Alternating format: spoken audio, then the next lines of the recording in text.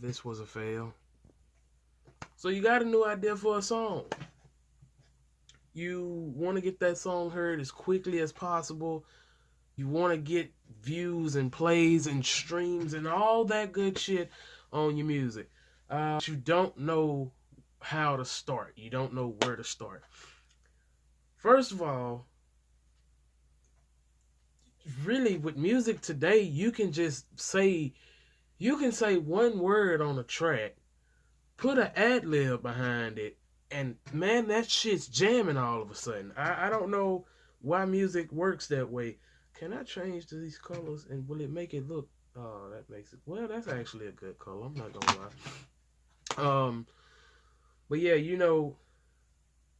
there's plenty of ways to get your music heard, but there's not plenty of ways to get your music active or to get your music streamed or get plays. Like a lot of people started asking me, how did you get your music streamed on 418 Records?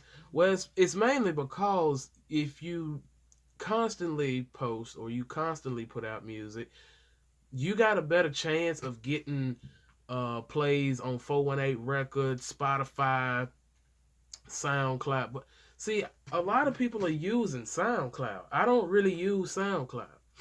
I actually don't use SoundCloud. I don't post any music on SoundCloud. All my music get posted on Reverb Nation.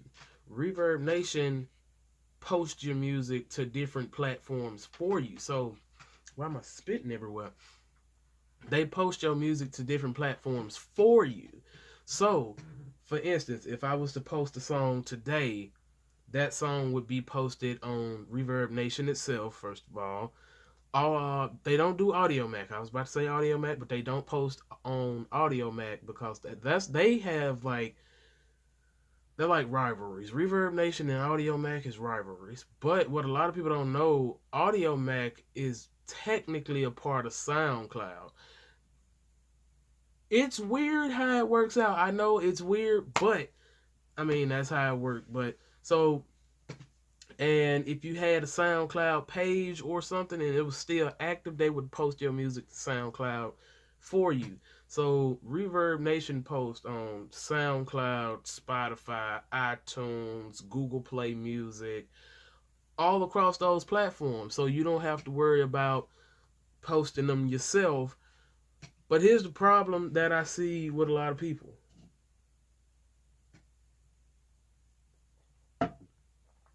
That's good water. They want to blow up overnight. People want their songs to go viral overnight. You may have a chance and your song go viral overnight, but 9 times out of 10 it's not going to go viral overnight because there's millions of other people out there. My battery is low. Millions of other people out there putting music out that's probably going to get streams and plays way quicker than you because they live in a certain area. That's how it goes. Living in a city, not like a city like I live in West Point or I live in Starkville or I live in Columbus or Tupelo. I'm talking about living in a city, like somewhere in like you live in New York or Minnesota or something like that.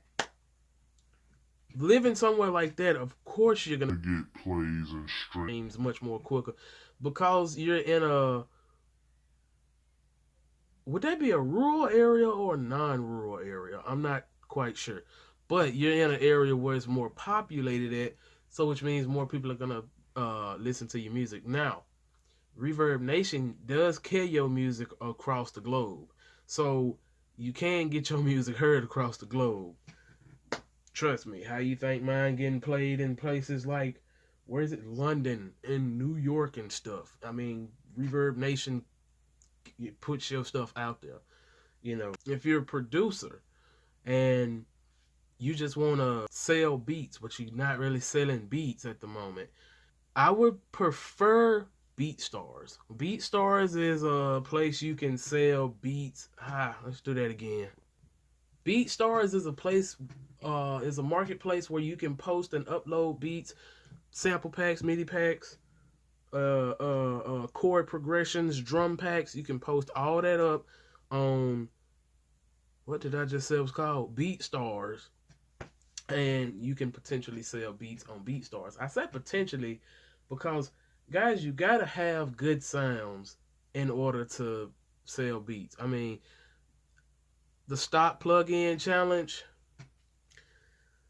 Actually, I sold a couple of beats using stock plugins. I'm not even gonna lie. I sold a couple of beats using stock plugins. But how did I sell those beats using stock plugins? It's because of having the knowledge of mixing, mastering, putting effects on, and stuff like that to make it. And EQ and compression, stuff like that to make it sound good. And that's how you sell beats. When it comes down to mastering my beats, I don't put a master on it.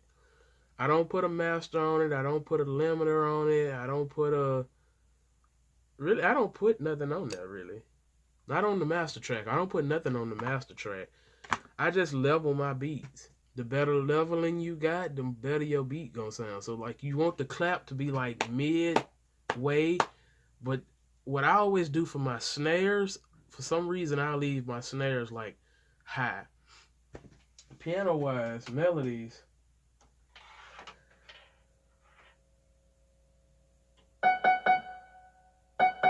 It's buzzing in it.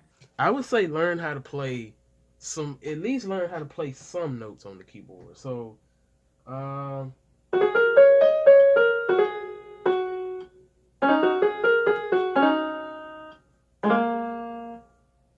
learn how to play some notes on the keyboard. So,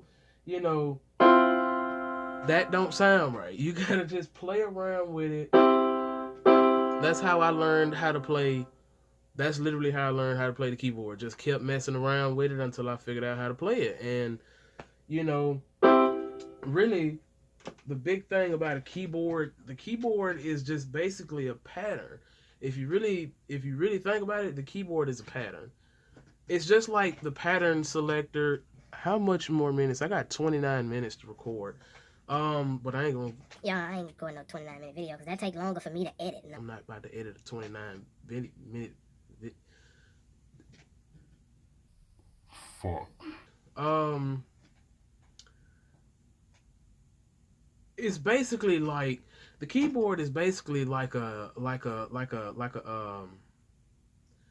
it's basically like the pattern selector in FL Studio. It's basically like that, but you play in physical keys. I'm gonna give y'all a shot of my keyboard. All right, so it's basically a shot. God dang it.